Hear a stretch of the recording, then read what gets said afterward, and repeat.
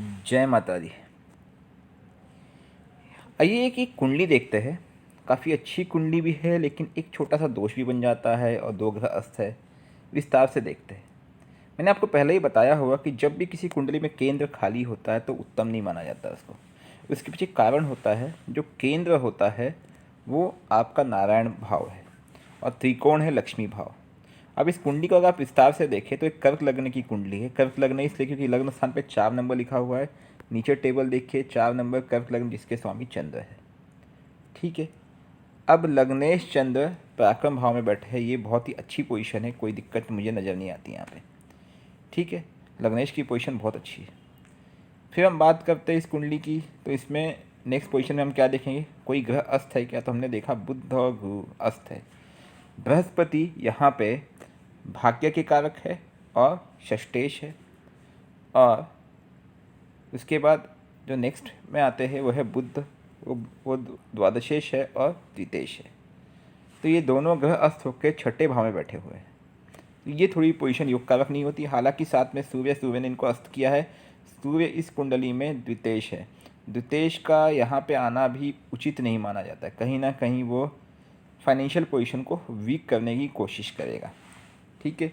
लेकिन second house में शनि और केतु भी वक्री होकर बैठे, तो जब भी इनको धन मिलेगा अचानक मिलेगा, ज़्यादा मिलेगा।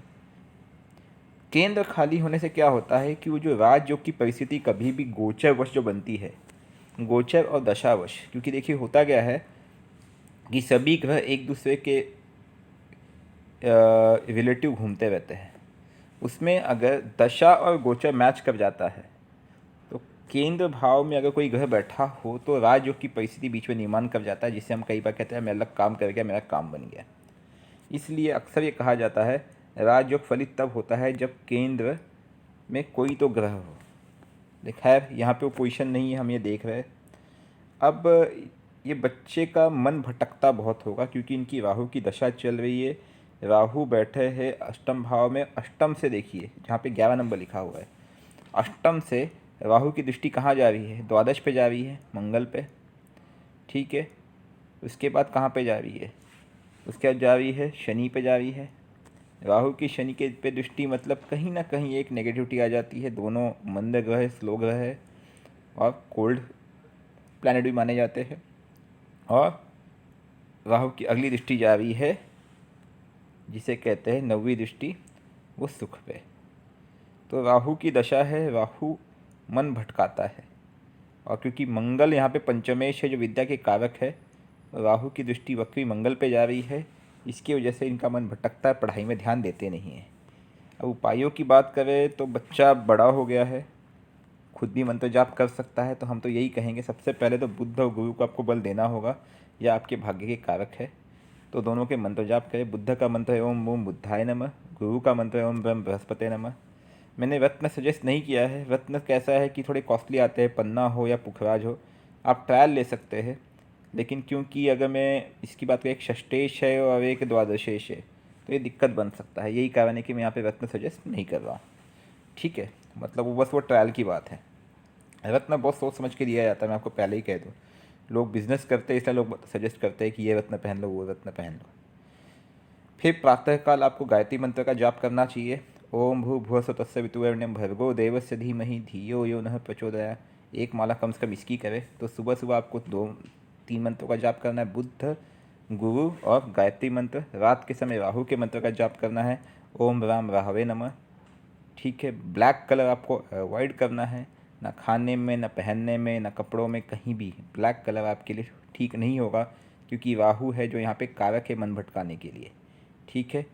शिव मंदिर आपके आसपास होती, शिव पूजा रोज करें। देखिए राहु हो शनि हो, जब भी इनसे कभी बाधा बनती है तो शिव मंदिर से बेहतर कोई उपाय नहीं है। हर दिन शिव मंदिर जाना चालू करें।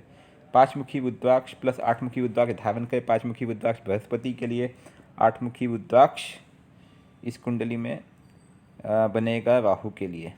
5 मुखी रुद्राक्ष धारण करने से भाग्य कहीं ना कहीं सपोर्ट करेगा और हेल्थ भी बेटर रहेगा। लेकिन रुद्राक्ष तभी धारण करें अगर आप प्योर वेजिटेरियन डाइट फॉलो करते हैं। राहु की दशा चलेगी अप्रैल 2036 तक। साथ में अभी अंतर्दशा गुरु की है जो मई 2023 तक चलेगी। और तो कोई दोष मुझे कुंडली में नज़र आता नहीं है, लेकिन हाँ भविष्य को देखते हुए फिर राहु के बाद बृहस्पति की दशा आएगी। तो वो समय होगा जब आपके करियर ओरिएंटेड डिसीजंस लेने पड़ेंगे, या आपका करियर का टाइम तो वैसे अभी, क्योंकि आप 2007 के बॉर्न हो, ठीक है, तो वो 29 एज हो जाएगी है। करियर का डिसीजन तो आपको आने वाला टाइम में इसी राहु में ही हो जाना चाहिए। तो राहु में गुरु, इसके बाद वहाँ से शनि महाराज आएंगे। शनि की पोजीशन देखें तो धन भाव में है, तो उस समय आपको लाभ के चांसेस बढ़ जाएंगे। अभी आप केवल अपने पढ़ाई पे ध्यान दीजिए, थोड़ी कोशिश कीजिए, थोड़ी मेहनत कीजिए। बस कुंडली में एक चीज़ अच्छी है कि शुक्र इस कुंडली में जो लाभ के कारक है और सुख के कारक भी है, वो विद्या के भाव में बैठे हैं। लेकिन मंगल का वक्री होना और राहु से दुष्ट होना वो दिक्कत दे रहा है। तो राहु का आपको उपाय करना ही होगा, राहु को प्रसन्न करें। अगर इससे भी कंट्रोल नहीं होता तो राहु का दान करेंगे आप। राहु का दान में जैसे काली चीज़ें हो गई, और आपके कंबल हो गए, जैसे ठंडी का मौसम है गरीबों को, उड़द हो गया। शनिवार के दिन आपको किसी गरीब को, और वृद्ध हो तो ज़्यादा अच्छा है, बूढ़ा व्यक्ति हो तो दान करें। इससे काफ़ी हद तक समस्या को कंट्रोल अवश्य मिलेगी। और एजुकेशन फंड पे टेक्निक मैनेजेबल पोजीशन पे आप जा सकते हो। द रीज़न इज़ क्योंकि मंगल वहाँ पे इन्वॉल्व है, लेकिन वो भी राहु पे डिपेंड करता है। देखिए, जब भी राहु इन्वॉल्व होता है, राहु हालांकि पंचम को दृष्टि नहीं दे रहा है, नहीं तो वो इंजीनियरिंग कराता। राहु अगर पंचमेश को दृष्टि दे तो वो टेक्निकल लाइन में लेके जाता है, लेकिन राहु यहाँ पे पंचमेश को दृष्टि नहीं दे रहा है, लेकिन हाँ पंचमेश को दे रहा है, पंचम को नहीं दे रहा है। तो अगर आप घर से दूर निकलते हो, घर से दूर निकल के पढ़ते हो, तो टेक्निकल फील्ड के पूरे चांसेस नज़र आते हैं, ठीक है। और शुक्र है वहाँ पे, तो शुक्र सुख का भी कारक है, लाभ का भी कारक है। तो it could be like a manageable, उसके बाद maybe techno manageable kind of thing, MBA kind of thing के एजुकेशन के पूरे स्कोप है। केंद्र खाली है, इसलिए गायत्री मंत्र का जो आपको करना है, ये ध्यान रखना आपको, गायत्री मंत्र माता के आप शरण में जाइए, ये आपके लिए अति उत्तम और बेहतर रहेगा। गायत्री मंत्र ना करो, अगर आप शिव जी के शरण में जाते हो तो महामृत्युंजय, लेकिन इन दोनों में से कोई एक आपको पकड़ के चलना है। ओके, जय माता दी।